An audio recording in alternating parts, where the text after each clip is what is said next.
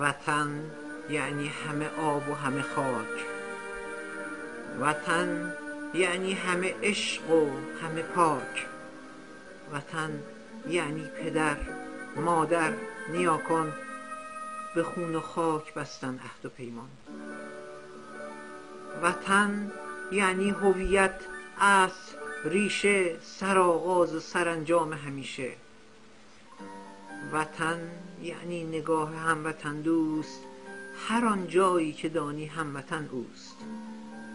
وطن یعنی زلال چشمه پاک، وطن یعنی درخت ریشه در خاک، وطن یعنی بلندای دماوند، شکیبا دل در آتش پای در بند.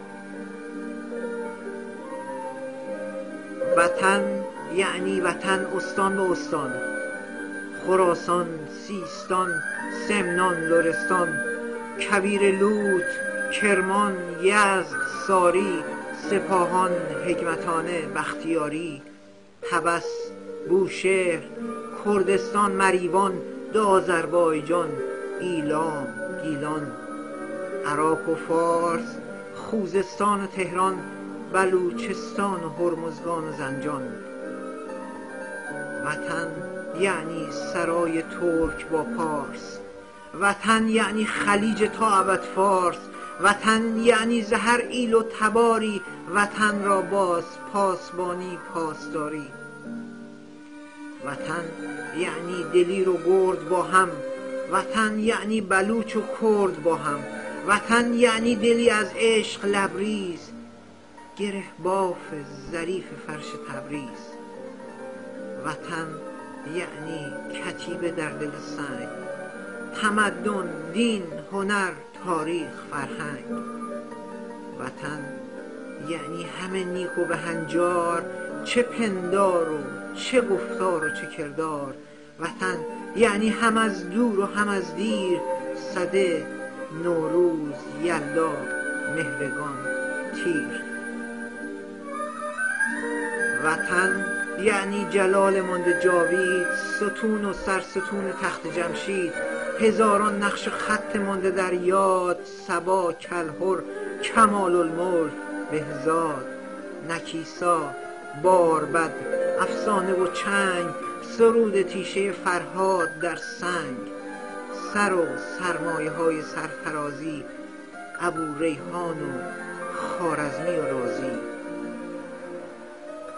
به اوج علم و دانش رهنوردی، ابو نصر ابن سینا سهروردی، به بحر عشق و عرفان ناخدایی، عراقی، رودکی، جامی، سنایی.